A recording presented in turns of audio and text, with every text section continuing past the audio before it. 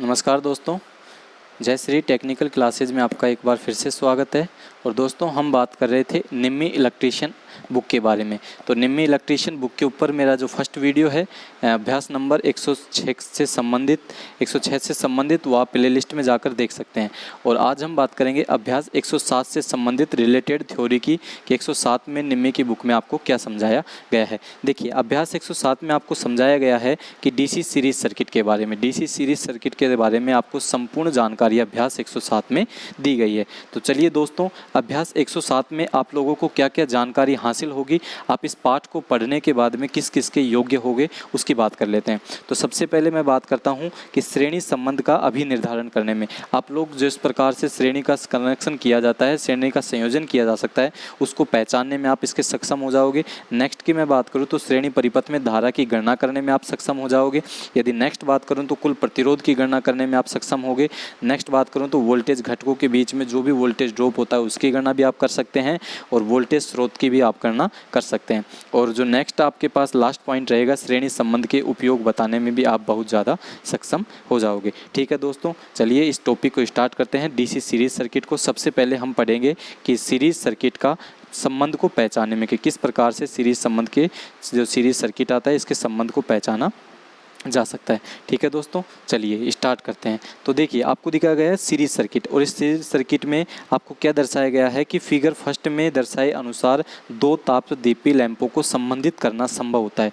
यह संबंधन श्रेणी संबंधन कहा जाता है और दोनों लैंपों में धारा समान होती है। देखिए, फिगर फर्स्ट की बात की गई है, ये अपने पास फिगर फर्स्ट दिया गया है, और इस फिगर फर्स्ट में वोल्टेज के श्रेणी क्रम में दो लैंपों को जोड़ा गया है। ये मेरे पास दो लैंप है L1 और L2, और ये मेरी धारा प्रवाहित हो रही है, आई धारा मान की धारा प्रवाहित हो रही है। ठीक है दोस्तों, तो इस प्रकार से यदि कोई संयोजन किया जाएगा, यदि दो लैंपों को इस प्रकार से जोड़ा जाएगा तो इसे ही कहते हैं श्रेणी संबंधन, सीरीज संबंध। ठीक है, सीरीज का संयोजन कहते हैं।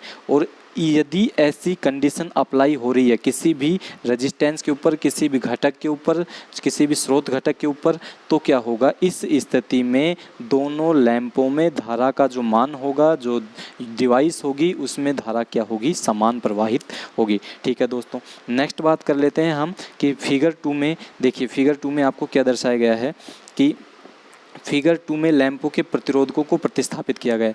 फिगर 2 में ए और बी बिंदु के बीच में श्रेणी में दो प्रतिरोधकों को प्रदर्शित किया गया है, 3 को प्रदर्शित किया गया है। सी में आपको 4 प्रतिरोधकों को प्रदर्शित किया गया है। तो वास्तव में जो श्रेणी का संबंधन होता है, अनेक प्रतिरोध हो सकते हैं। इस प्रकार का संबंध धारा प्रवाह के लिए केवल एक मार्ग प्रवाहित करता है। वेरी वेरी मोस्ट इंपॉर्टेंट बात यह है कि यदि श्रेणी संबंधन है, सीरीज का संयोजन है, तो सीरीज संयोजन में जो धारा का प्रवाह के लिए केवल और केवल एक मार्ग होता है। चलिए बात कर लेते हैं फिगर 2 डायग्राम की, और ये आपके सामने फिगर 2 का डायग्राम दिया गया है। तो इस डायग्राम में देखिए आपको क्या समझाया गया है कि ऐसा नहीं है कि जो श्रेणी में जो रेजिस्टेंस है वो केवल दो ही लगे हों, दो से अतिरिक्त भी लग सकते हैं। जैसे बात करें ए पॉइंट की, तो ए पॉइंट में आपके पास 2 रेजिस्टेंस दिखाए गए हैं, बी बिंदु में आपको 3 रेजिस्टेंस दिखाए गए हैं, सी बिंदु में आपको 4 रेजिस्टेंस दिखाए गए हैं, ए और बी बिंदु के मध्य में। तो देखिए दोस्तों, यदि इस प्रकार से संयोजन किया जाएगा तो उसे क्या कहेंगे, श्रेणी संयोजन कहते हैं। Okay done. अब नेक्स्ट बात करते हैं कि ऐसा भी जरूरी नहीं है कि आपके पास एक ही रेखा में श्रेणी का अभिनंदन करना सदैव इतना सरल नहीं होता है। ऐसा नहीं है कि आपके पास जो श्रेणी संबंध होगा वो इसी प्रकार से किया जाएगा।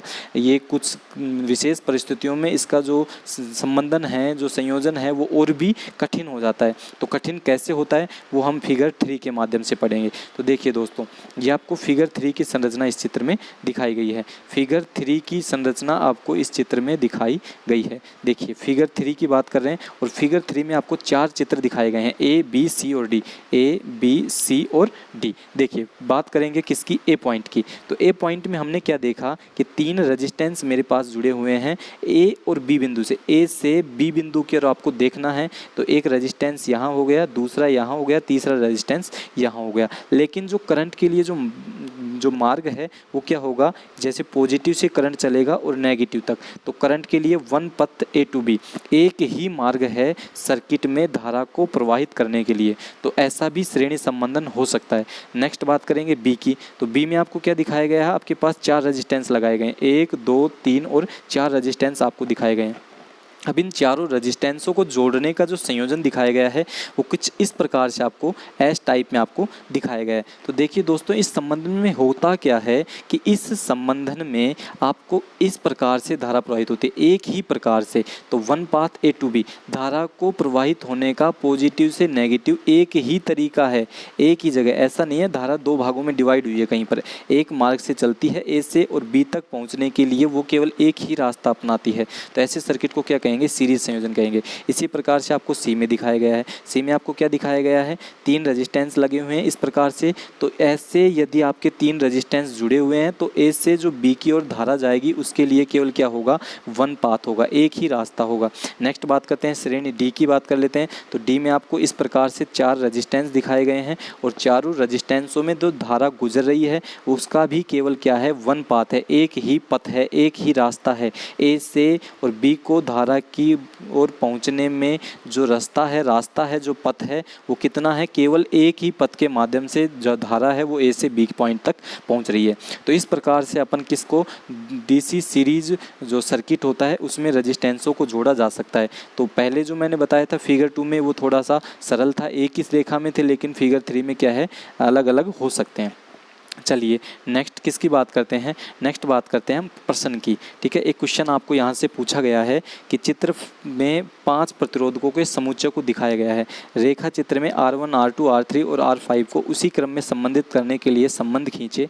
तो आपको ये चित्र आपको दिया गया है। चित्र नंबर फिगर 4 में आपको 5 रेजिस्टेंस दिए गए हैं, 1, 2, 3, 4 और 5 रेजिस्टेंस, और आपको बोला गया है कि इसको उसी क्रम में संबंधित करें जैसा कि आपने अभी सीखा है। तो चलिए इस क्रम को संबंधित करते हैं अपन। कैसे संबंधित करेंगे कि एक रेजिस्टेंस मेरे पास ये हो गया, फिर इसी प्रकार से सेकंड रेजिस्टेंस, थर्ड रेजिस्टेंस लगाना है, फिर फोर्थ रेजिस्टेंस आपको लगाना है और फिर 5 रेजिस्टेंस लगाना है। तो resistance number first, second, third और फोर्थ। तो इन प्रकार से अपन इन रेजिस्टेंसों को जोड़ सकते हैं। इस सर्किट को क्या बोलते हैं? इस सर्किट को सीरीज सर्किट बोलते हैं कि एक ही रेजिस्टेंस को एक सीधी सरल रेखा में मैंने लगा दिया है अनेक रेजिस्टेंस को। 5 रेजिस्टेंस दिए गए थे, पाँचों को मैंने इस प्रकार से जोड़ दिया है। तो ये क्या कहलाता है? सीरीज संयोजन कहलाता है। इस प्रकार से आप इनको जोड़ सकते हैं। चलिए नेक्स्ट बात करते हैं अपन धारा के बारे में। तो आपको क्या दिया गया है? आपको इस सर्किट में दिया गया है, देखिए आपको इस सर्किट में क्या दिया गया है? श्रेणी परिपथ में धारा का संबंधन किस प्रकार से किया जाता है? श्रेणी परिपथ में धारा की माप श्रेणी में मापी यंत्र को जोड़कर की जाती है। देखिए जो पिछला वीडियो मैंने आपको बताया था धारा की माप करने के लिए, तो श्रेणी का जो परिपथ होता है सर्किट होता है सीरीज सर्किट। इस सीरीज सर्किट में धारा की माप करने के लिए जो मापी यंत्र है उस मापी यंत्र को आपको किस क्रम में जोड़ा जाएगा? श्रेणी क्रम में जोड़ा जाता है। ठीक है, अब आपको 2 चित्र दिए गए हैं फिगर 5 में, 5A और 5B। 5A और 5B में माप यंत्रों के प्रक्षेपण में कोई अंतर है? देखिए सबसे पहले मैं आपको ये चित्र दिखाता हूँ। तो ये आपके सामने ये चित्र हो गया फिगर 5 का।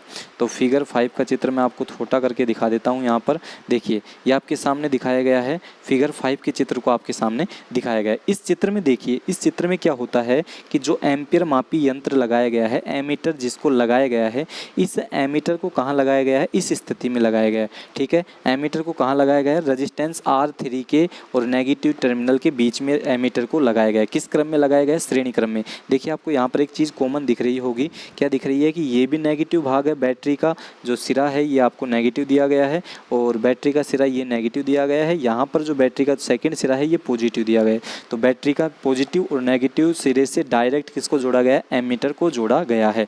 ठीक है, तो इस प्रकार से संबंधन हो गया। और फिगर 5B की मैं बात करूँ, चित्र बी की मैं बात करूँ, तो चित्र बी में आपको क्या दिया गया है? देखिए चित्र बी में आपको दिया गया है कि जो एमीटर है इस एमीटर को R2 के श्रेणी क्रम में जोड़ा गया है, R2 और R3 के श्रेणी क्रम में जोड़ा गया है। देखिए इनकी स्थितियों में तो क्या है? अंतर है। अब मैं आपको एक चीज़ बता देता हूँ कि यहाँ पर जो इनकी स्थितियाँ हैं एमीटर की, जो ये एमीटर जोड़े गए हैं इनकी स्थितियाँ में तो क्या है? अंतर है। एक में तो R3 के आगे जोड़ा गया है एमीटर को, एक में R2 के आगे जोड़ा गया है एमीटर को, लेकिन इनके माप में कोई भी अंतर नहीं होता है। चाहे मैं एमीटर को R1 के श्रेणी क्रम में संयोजित करूं, R2 के श्रेणी क्रम में संयोजित करूं या R3 के सीरीज क्रम में संयोजित करूंगा, तो भी इनकी जो धारा है उनमें कोई भी डिफरेंस नहीं होता है। डिफरेंस किसका होता है?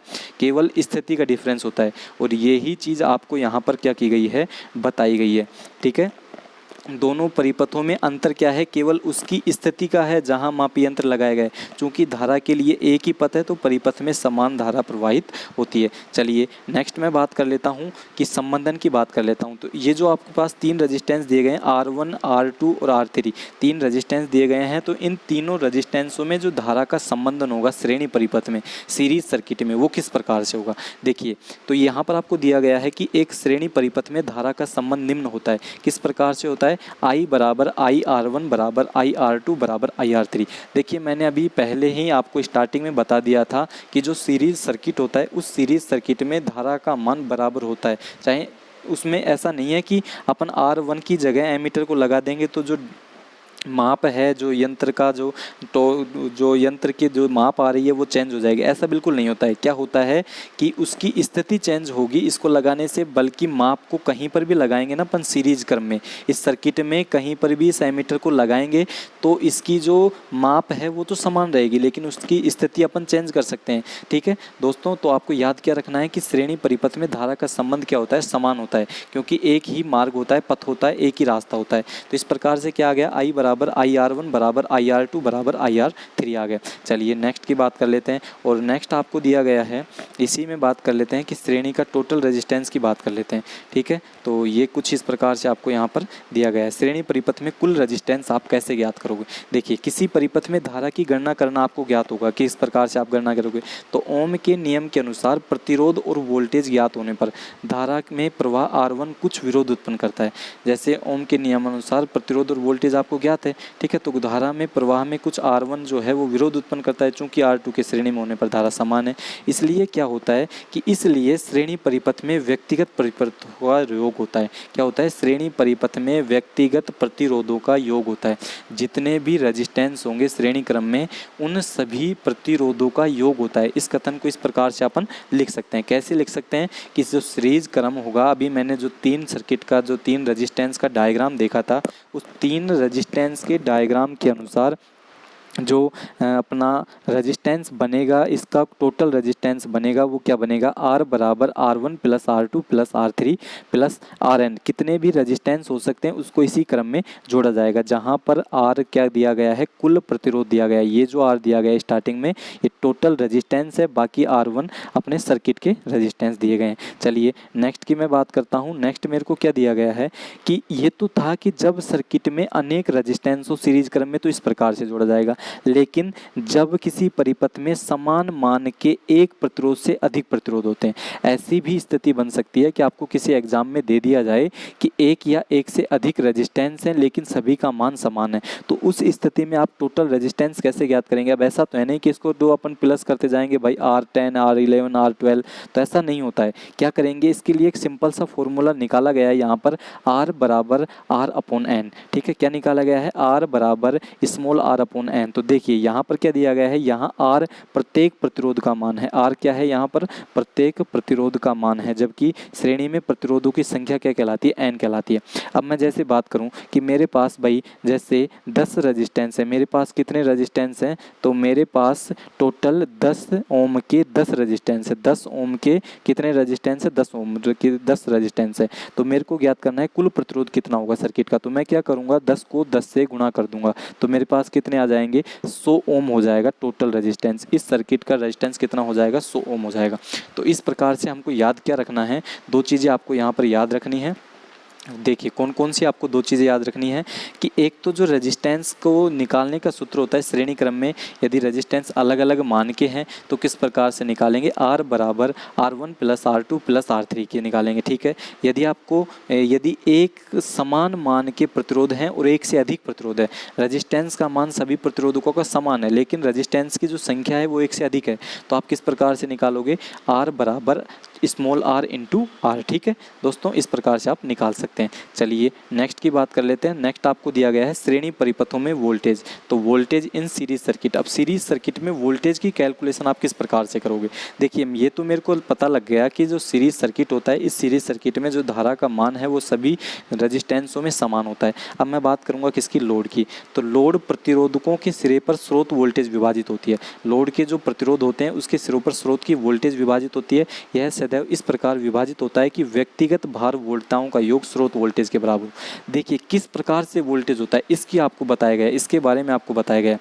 जो अपना सीरीज सर्किट आएगा, इस सीरीज सर्किट में वोल्टेज कैसे होता है, देखिए लाइन के ऊपर गौर करिएगा कि व्यक्तिगत भार वोल्टताओं का योग स्रोत वोल्टेज के बराबर होता है। मतलब देखिए किस प्रकार से लिख सकते हैं इसको अपन लिख सकते हैं वी यहाँ पर क्या है, वी यहाँ पर है स्रोत वोल्टेज, वी क्या है यहाँ पर स्रोत वोल्टेज, और VR1 plus VR2 plus VR3 ये क्या है व्यक्तिगत भार हैं। ठीक है, जैसे 3 लैंप है मेरे पास, श्रेणी क्रम में 3 लैंपों को जोड़ा गया है, तो तीनों लैंपों की वोल्टेज ड्रॉप प्लस किसके बराबर होगी, ये होगी स्रोत वोल्टेज के बराबर होगी। तो अपन इसको इस प्रकार से समझ सकते हैं। तो आपको लिखना क्या पड़ेगा, तो वोल्टेज ड्रॉप क्या होगी, श्रेणी क्रम में वोल्टेज ड्रॉप अलग अलग होगी और बराबर किसके होगी, स्रोत वोल्टेज के बराबर होगी। चलिए अब नेक्स्ट बात कर लेते हैं कि श्रेणी परिपथ की कुल वोल्टता स्रोत के सिरों पर नापी जानी चाहिए। श्रेणी परिपथ की जो कुल वोल्टेज है वो हमेशा स्रोत के सिरों पर मापी जानी चाहिए। देखिए कैसे मापी जानी चाहिए उसकी बात कर लेते हैं। फिगर 6 आपको दिखाया गया है। इस फिगर 6 में आपके सामने एक सर्किट दिखाया गया है। कैसा सर्किट दिखाया गया है, वोल्टेज ऑफ सीरीज सर्किट आपको दिखाया गया है। इसमें वही 3 रेजिस्टेंस है R1, R2 और R3। तो यदि आपको सीरीज सर्किट की टोटल वोल्टेज मापनी है कि कितनी वोल्टेज इस सर्किट में है, तो आपको जो वोल्ट मीटर लगाना पड़ेगा वो कहाँ लगाना पड़ेगा, डायरेक्ट बैटरी के समानांतर क्रम में आपको वोल्ट मीटर लगाना पड़ेगा। ये चीज़ मैंने कल भी आपको बताई थी कि समानांतर क्रम में वोल्ट मीटर को संयोजित किया जाता है। ठीक है, तो इसको कहाँ पर संयोजित किया जाएगा, ऐसा नहीं है कि इसको इस वोल्ट जो R1 रेजिस्टेंस है इसके समानांतर में पैरेलल में संयोजित किया जाएगा, ये ऐसा नहीं होता है। ये अपने को क्या मापनी है, कंप्लीट सर्किट की इसकी टोटल वोल्टेज मापनी है। क्या लिख रखा है यहाँ पर देखिए, टोटल वोल्टेज मापनी है। तो टोटल वोल्टेज मापने के लिए आप करोगे क्या, टोटल वोल्टेज को मापने के लिए आपको करना क्या चाहिए, आपको बैटरी के डायरेक्ट समानांतर क्रम में, ठीक है, क्या करना चाहिए, वोल्ट मीटर को संयोजित कर देना चाहिए कुछ इस प्रकार से। ठीक है दोस्तों, अब बात करेंगे कि यदि आप कहो, आपका जो क्वेश्चन होना चाहिए अब ये होना चाहिए कि सर मेरे को मान लो ज्ञात करना है कि R1 में कितना वोल्टेज है, R2 में कितना वोल्टेज है, तो R3 में कितना वोल्टेज है, तो यहाँ की जो वोल्टेज है वो मैं कैसे माप सकता हूँ। देखिए इसके लिए भी आपको बताया गया है। देखिए क्या बताया गया है उसकी मैं थोड़ी सी यहाँ पर बात कर लेता हूँ। देखिए तो श्रेणी परिपथ के सिरों पर वोल्टेज को सरलता से माप दिया गया। अब अपने को अलग अलग वोल्टेज मापनी है, इसके लिए मैं थोड़ी देर बाद में बात करूँ। देखिए सबसे पहले मैं क्या देखता हूँ, जब पूरे परिपथ में ओम का नियम का प्रयोग होता है तो आरोपित वोल्टेज के लिए कुल प्रतिरोध क्या होगा, I बराबर V/R होगा। जब पूरे सर्किट में ओम का नियम का यूज करूँगा तो क्या होगा, I बराबर V/R हो जाएगा। अब इसी प्रकार से मेरे को करना क्या है वो चीज़ आपको यहाँ पर देखनी है। देखिए दोस्तों, ओम के नियम का अनुप्रयोग कर रहा हूँ मैं इस सीरीज सर्किट के ऊपर, ओम का नियम अप्लाई कर रहा हूँ। तो ओम का नियम जब मैं अप्लाई करूँगा तो होगा क्या कि श्रेणी परिपथ में ओम के नियम के अनुसार विभिन्न धाराओं के बीच अनुपात की भांति को निम्न प्रकार से कर सकते हैं। जो धारा होगी सीरीज संयोजन में, श्रेणी क्रम संयोजन में, सीरीज सर्किट में, वो धारा क्या होगी, I बराबर IR1 बराबर IR2 बराबर IR3, ये मैंने अभी आपको बताई। जबकि इसको निम्न की भांति भी लिख सकते हैं। कैसे लिख सकते हैं, इस प्रकार से भी लिख सकते हैं कि V/R बराबर VR1 बटे R1, VR2 बटे VR2 और VR3 बटे R3। अब देखिए आपका सवाल ये होना चाहिए सर कैसे लिख सकते हैं, तो देखिए मैंने बताया था आपको नेक्स्ट वीडियो में, जो पिछला वीडियो था उसमें यह आपको बताया था कि I बराबर क्या होता है, V/R। I बराबर क्या होता है, V/R। I बराबर होता है, ठीक है। मैंने क्या किया, सिंपल सा एक फंडा अपनाया कि I की जगह VR का मान रख दिया। I की जगह क्या रख दिया, VR रख दिया। देखिए तो मैंने क्या किया, मैंने ये किया कि इस I की जगह मैंने क्या रख दिया, V/R लिख दिया। इस IR1 की जगह मैंने क्या लिख दिया, VR1/R1 लिख दिया। तो इस प्रकार से आपको ये सूत्र यहाँ से तैयार हो गया। ठीक है दोस्तों, अब मैं किसकी बात करूँगा, अभी मैंने आपको बताया था कि यदि आपको पर्सनल रेजिस्टेंस की जो वोल्टेज ड्रॉप है वो मापनी है, जैसे मेरे को किसकी मापनी है, अब आपके सामने फिगर 7 दिखाया गया है। इस फिगर 7 में आपको करना क्या है कि आपको किसकी वोल्टेज मापनी है, R1 की रेजिस्टेंस की वोल्टेज मापनी है। तो R1 की वोल्टेज मापने के लिए आप वोल्ट मीटर को कुछ इस प्रकार से संयोजित करोगे। ठीक है, मेजरिंग R1 VR1, V की R1 में वोल्टेज ड्रॉप कितना होगा उसको मापना है। तो इस प्रकार से आप इसको जो संयोजित करोगे, ठीक है, रेजिस्टेंस के साथ। और नेक्स्ट में बात करूँ, यदि आपको R2 की जो वोल्टेज है वो मापनी है कि R2 में कितना वोल्टेज ड्रॉप होगा, तो कुछ इस प्रकार से आप क्या करेंगे, कुछ इस प्रकार से वोल्टेज को लगाएंगे। ठीक है, वोल्ट मीटर को लगाएंगे। अब यदि मैं बात करूं कि आपको R3 का वोल्टेज चाहिए कि R3 में टोटल कितना वोल्टेज है, तो आपको कुछ इस प्रकार से वोल्ट मीटर को संयोजित करना पड़ेगा। ठीक है, एक बार आप देख लीजिए, R3 में इस प्रकार से आपको वोल्ट मीटर को संयोजित करना पड़ेगा। ठीक है दोस्तों।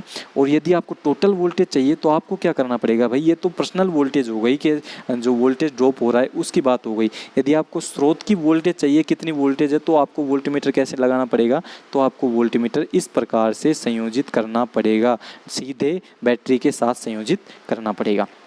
ठीक है दोस्तों। अब देखिए, अब आपको क्या दिया गया है, इसमें आपको दिया गया है कि श्रेणी परिपथ में धारा की गणना करने के लिए समीकरण का प्रयोग कर सकते हैं। हमें कुल आपूर्ति वोल्टेज ज्ञात है, तो आप किस प्रकार से कर सकते हैं, अभी मैंने आपको बताया था श्रेणी क्रम में धारा का मान समान होता है, तो वोल्टेज का मान उनके घटकों में हुए वोल्टेज ड्रॉप के बराबर होता है। तो V क्या हो गई, स्रोत वोल्टेज हो गई, जो सप्लाई वोल्टेज हो गई। ठीक है। और VR1 VR2 VR3 क्या हो गई, रेजिस्टेंस की वोल्टेज हो गई। अब इसको मैं इस प्रकार से लिख सकता हूँ कि V बराबर क्या होता है, ओम के नियम से V बराबर होता है IR, और मैंने क्या किया, इस V की जगह IR के मान को पुटअप कर दिया। देखिए पुटअप कीजिए, V की जगह क्या किया, IR लिख दिया, VR1 की जगह क्या किया, IR1 कर दिया। क्यों किया मैंने, I यहाँ पर क्या है, IR1 क्यों नहीं लिखा, क्योंकि I का मान समान है, क्योंकि I का मान सभी जगह क्या है, समान है। तो कुछ ये सेकंड समीकरण मेरे पास बन करके आ गई कि IR बराबर IR1 plus IR2 plus IR3। अब देखिए, आपको एक छोटी सी समीकरण और याद रखनी है कि इसको नेक्स्ट सोल्व करेंगे ना, तो क्या आएगा कि IR बराबर, I को आपको कॉमन लेना है, R1 plus R2 plus R3 आपको इस प्रकार से लिखना है। ठीक है। तो I से I कट जाएगा और आपके साथ में जो सूत्र आएगा वो क्या आएगा, R बराबर R1 plus R2 plus R3। तो इसमें आपको जो रेजिस्टेंस आपको ज्ञात करना है, जो टोटल रेजिस्टेंस सर्किट का ज्ञात करना है, वो किस प्रकार से ज्ञात करोगे, R1 plus R2 plus R3, तीनों रेजिस्टेंसों को आप जोड़ देंगे तो आपके पास टोटल रेजिस्टेंस सर्किट का आ जाएगा। ठीक है दोस्तों। अब बात कर लेते हैं किसकी, श्रेणी क्षेत्र में वोल्टेज स्रोत की। किसकी बात कर लेते हैं, श्रेणी में वोल्टेज स्रोत की, voltage source in series, voltage source in series. अब वोल्टेज स्रोत होता क्या है, आपको प्रैक्टिकली भी तो ज्ञान होना चाहिए ना। प्रैक्टिकली आपको कैसे ज्ञान होगा, ये आपको दिखाया गया है फिगर नंबर 8 में, जब टॉर्च में सेलों को रखा जाता है। ये एक टॉर्च आपके सामने दिखाई गई है। ठीक है। ये टॉर्च है अपनी जो बैटरी जिसको बोलते हैं, इसमें 3 सेल को लगाया गया है, 1 नंबर 2 नंबर और 3 नंबर, 3 सेलों को इसमें लगाया गया है। अब इन 3 सेलों को श्रेणी क्रम में जोड़ा गया है। देखिए तो, और सबसे इम्पोर्टेंट बात क्या है, सबसे इम्पोर्टेंट बात कि अधिक वोल्टेज प्राप्त करने के लिए सेलों को किस में जोड़ा जाता है, सेलों को श्रेणी क्रम में जोड़ा जाता है। सबसे इम्पोर्टेंट बात यहाँ पर ये निकल के आ गई कि अधिक वोल्टता प्राप्त करने के लिए सेलों को श्रेणी क्रम में जोड़ा जाता है। देखिए ये तो अपने पास क्या है, सीरीज का जो टॉर्च का डायग्राम हो गया कि इस प्रकार से जोड़ा जाता है। अब इसका ऑफिशियली डायग्राम कैसा होता है, कुछ इस प्रकार से इसका सर्किट डायग्राम होता है। ठीक है। सर्किट डायग्राम में क्या हो गया, ये जो 3 मेरे पास सेल थे, इन तीनों सेलों को मैंने कुछ इस प्रकार से जोड़ दिया। ठीक है। जो आपके पास VS1 दिखा रखा है, VS2 और VS3। ठीक है। तो ये positive negative positive negative positive negative, तो टोटल आपको क्या निकालना है, इसका वोल्टेज निकालना है। प्रत्येक सेल की वोल्टेज आपको 1.5 वोल्टेज दी गई है। मैंने आपको बताया था टोटल वोल्टेज क्या करेंगे, प्रत्येक की वोल्टेज बराबर क्या होगी, टोटल वोल्टेज होगी, प्रत्येक की वोल्टेज का योग। तो 1.5 प्लस 1.5 प्लस 1.5, टोटल वोल्टेज कितनी आ गई, 4.5 वोल्टेज आ गई। ठीक है। टोटल वोल्टेज कितनी आ गई, 4.5 वोल्टेज। तो श्रेणी क्रम में या सीरीज संयोजन में आपको जो टोटल वोल्टेज निकालना है वो किस प्रकार से निकालेंगे, तो वो निकालेंगे V बराबर V1 plus V2 plus V3, इन तीनों की वोल्टेज को जोड़। ठीक है। चलिए नेक्स्ट की बात कर लेते हैं। इसमें जो लास्ट अपना पॉइंट है वो क्या रहने वाला है, उसकी बात कर लेते हैं अपन। तो लास्ट पॉइंट आपको क्या रहने वाला है, देखिए स्रोत वो तो क्या था, सिंपल था भाई। आपने ये बोला सर, मैंने ये बोला कि जो उनकी जो ध्रुवता थी वो समान थी। ठीक है।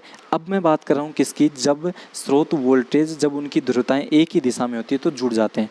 ठीक है। ये आपको वेरी वेरी इंपॉर्टेंट है, ये चीज़ याद रखनी है कि श्रेणी स्रोत की वोल्टताएं जब उनकी ध्रुवताएं एक ही दिशा में हैं, उनकी ध्रुवताएं पॉजिटिव नेगेटिव के जो टर्मिनल हैं वो एक ही दिशा में हैं, तो वो क्या होंगे, जुड़ जाते हैं। और यदि विपरीत हैं तो क्या होती हैं, घट जाती हैं। उदाहरण के लिए यदि एक टॉर्च में सेल की वोल्टेज को पलट दिया जाएगा, एक सेल की वोल्टेज को, योजनाबंद फिगर 9 में आपको दिखाया गया है।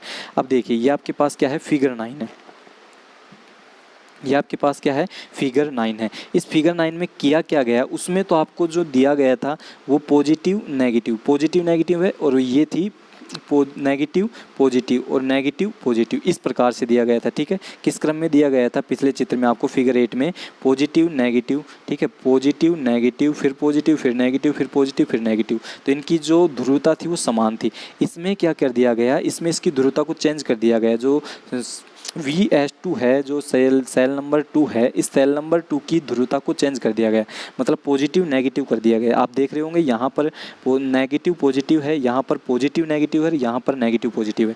तो ऐसी स्थिति यदि आपके सामने आ जाए तो आपको क्या करना है, तो आपको घटा देना है, ठीक है। तो क्या करना है, आपको घटा देना है। तो इसका जो रेजिस्टेंस होगा वो कितना हो जाएगा, 1.5 वोल्टेज हो जाएगा। देखिए कैसे हो जाएगा, उसके बारे में भी आपको यहाँ पर डायमेंशन किया गया है, दर्शाया गया है। देखिए V टोटल निकालना है। अब इस जो फिगर 9 का टोटल वोल्टेज आपको निकालना है, तो VS1 minus VS2 plus VS3। VS1 minus, क्योंकि उसकी ध्रुवता को क्या कर दिया गया था, चेंज कर दिया गया था, तो माइनस का S2 लगाएंगे, प्लस में VS3 लगाएंगे। तो 1.5 वोल्टेज में से माइनस करना है 1.5 वोल्टेज, तो ये तो कट जाएगा और आंसर कितना आ जाएगा, प्लस का 1.5 वोल्टेज आपके सामने आंसर आ जाएगा।